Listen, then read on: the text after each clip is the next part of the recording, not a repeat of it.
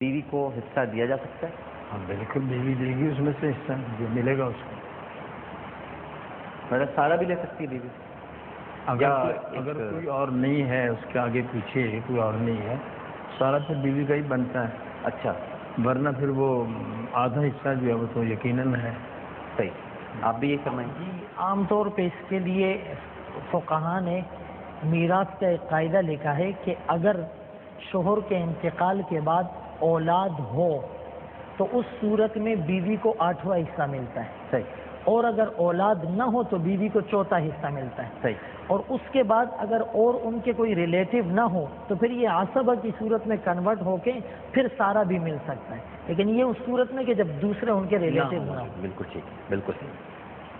السلام علیکم. السلام علیکم. جی وعلیکم السلام، فرمائیے. جناب مجھے چند سوالات کرنے تھے. ایک تو یہ کہ میرے والد کا انتقال ہو چکا ہے، میں ان کی نماز قضاء عمری پڑھ سکتا ہوں؟ صحیح. اور دوسرا، میں اپنی اگر قضاء عمری پڑھوں گا اس کا کیا طریقہ ہوگا؟ ٹھیک ہے. دوسرا سوال یہ ہے کہ فجر کی نماز کا وقت فرض مطلب میں کب تک پڑھ سکتا ہوں، قضاء کب تک نہیں ہوگی؟ اگر میری آنکھ اگر دوپہر 1 بجے سے پہلے اٹھتی ہے تو میں فجر کی قضاء پڑھوں گا یا نہیں؟ نہیں، یہ کیا بات ہے؟ ٹائمنگ کیا ہے؟ ایک منٹ بھیا، کیا آپ نے کیا لسٹ بنائی ہوئی ہے سوالات؟ جی. ایسا نہ کریں، علماء کو ذرا سمجھ کر جواب دینے دیں. یہ جو آپ نے پوچھا ہے کہ قضا نماز کی جو آپ بات فجر کی کر رہے ہیں، 1 بجے کے بعد، 1 بجے آپ کی آنکھ کھلی، 1 بجے سے پہلے 1 بجے سے پہلے ظہر کی اذان نہیں ہوئی ہے. ہاں، ظہر نہیں پڑھی آپ نے، تو آپ کیا پوچھ رہے ہیں کہ وہ قضا ہوگی؟ جی، وہ قضا پڑھی جائے گی یا نارمل پڑھی جائے گی؟ اس سے مطلب فجر کو قضا ہی پڑھی جائے گی. بھائی کیا ہو گیا؟ مطلب بڑی سمپل بات ہے. مطلب آپ 1 بجے تک تو سو رہے ہیں. 1 بجے تک میرے چاچا نے کسی علماء سے پوچھا کہ انہوں نے کہا کہ اگر آپ کی فجر کی چلیں خیر میں پوچھ لیتا ہوں.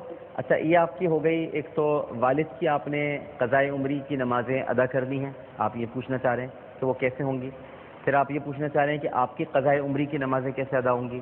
پھر آپ یہ پوچھنا چاہ رہے ہیں کہ اب آپ کی قضا ہو گئی ہے فجر تو وہ کیسے ادا ہوگی. اور چوتھا سوال کیا ہے؟ چوتھا یہ تھا کہ اشراق کی ہم کب تک پڑھ سکتے ہیں اور چاشت کی نماز اس کی ٹائمنگ کیا ہے؟ اشراق اور چاشت. ٹھیک ہے، فجر کے وقت میں جلدی اٹھ جائے کریں، پھر اشراق اور نہیں، میں تو ماشاءاللہ فجر پہ جلدی اٹھ جاتا. ٹھیک ہے، صحیح. جی کیا آپ سوال کریں؟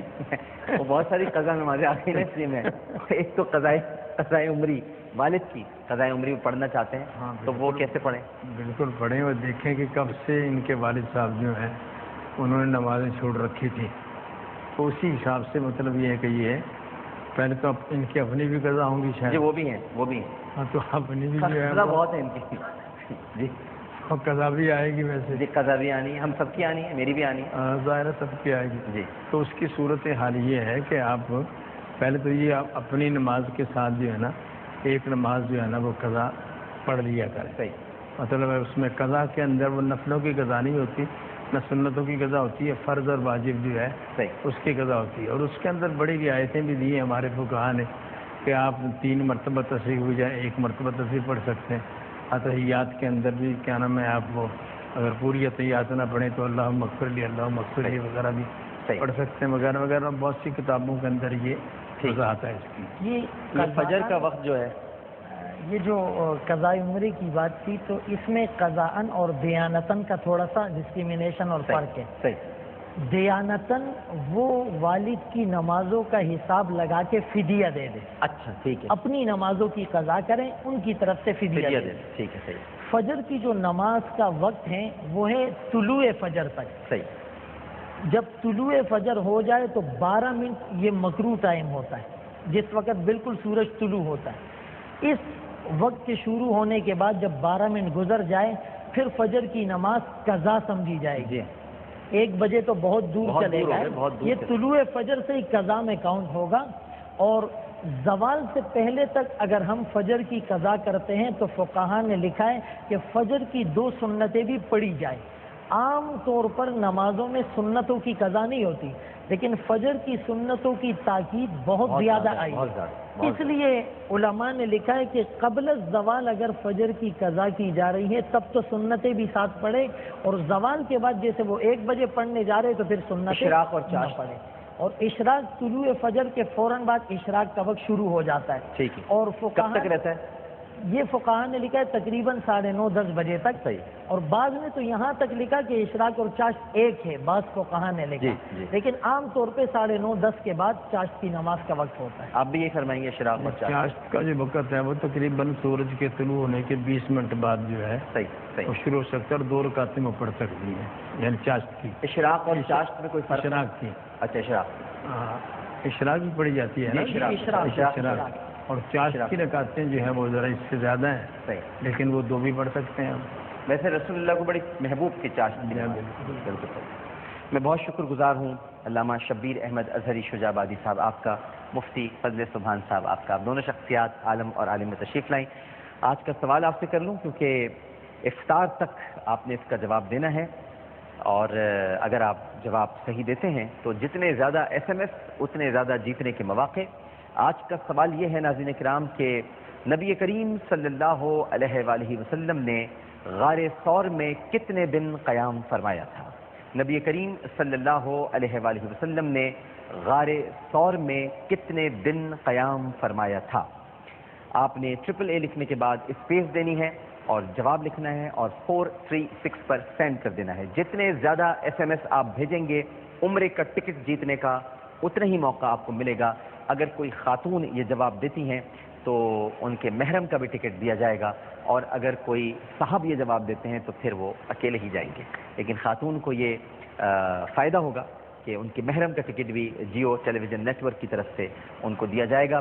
لہٰذا سوال ایک مرتبہ پھر سن لیجئے کہ نبی کریم صلی اللہ علیہ وآلہ وسلم نے غار ثور میں کتنے دن قیام فرمایا تھا؟ AAA لکھنے کے بعد اسپیس دے کر 436 پر آپ جواب لکھیں اور 436 پر سینڈ کر دیجئے، لیکن اپنا نام اور شہر کا نام لکھنا نہیں بھولیے گا. عالم اور عالم کا وقت ختم ہو گیا. بارگاہ رسالت مآب صلی اللہ علیہ وآلہ وسلم میں عقیدت کے چند پھول نچھاور کر رہا ہوں. پوری دنیا میں جہاں جہاں ہمارے پروگرام دیکھا جا رہا ہے سب سے گزارش ہے کہ ایک مرتبہ مل کر محبت سے درود شریف پڑھ لیجیے.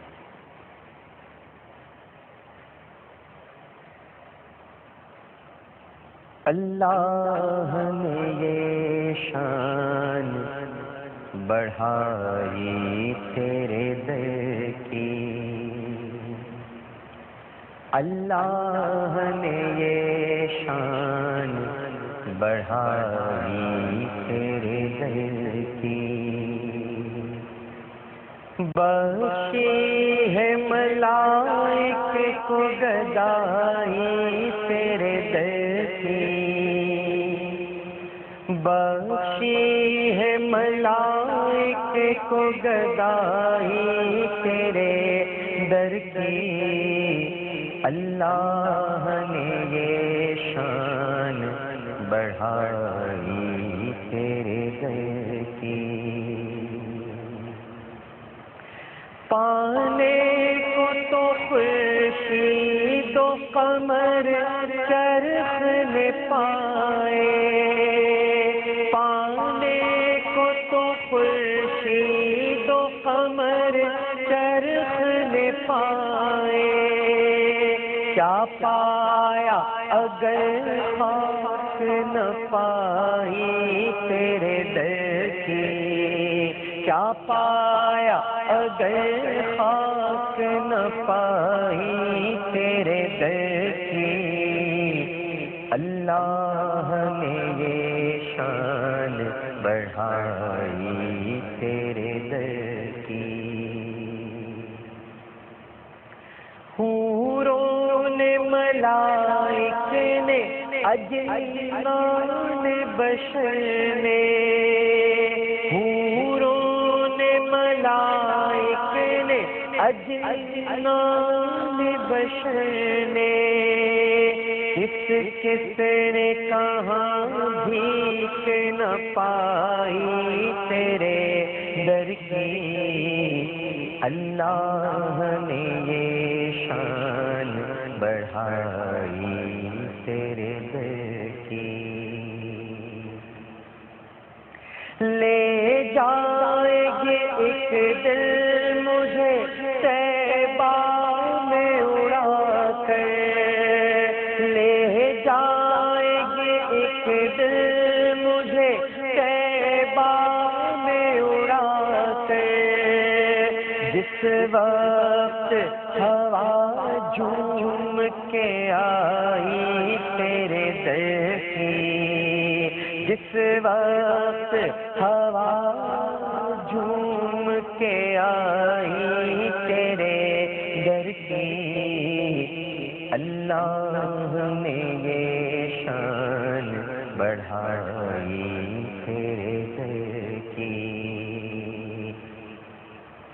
اللہ کے گھر سے ہے رسائی تیرے در تک، اللہ کے گھر سے ہے رسائی تیرے در تک، اللہ کے گھر تک ہے رسائی تیرے در کی، اللہ نے یہ شان بڑھائی تیرے در کی۔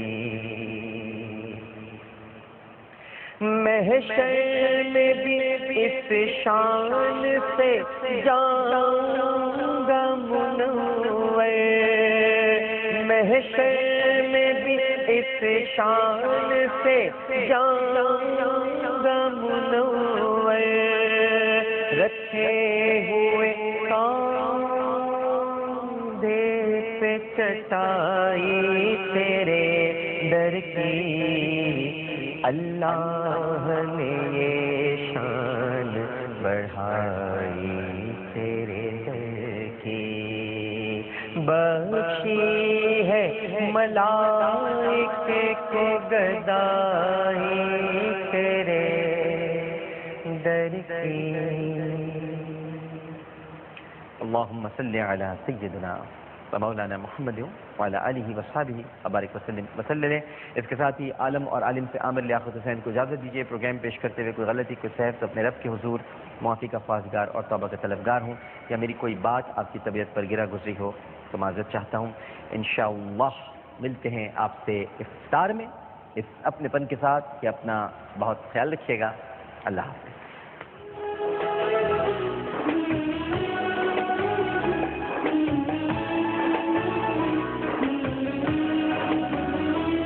محراب عبادت میں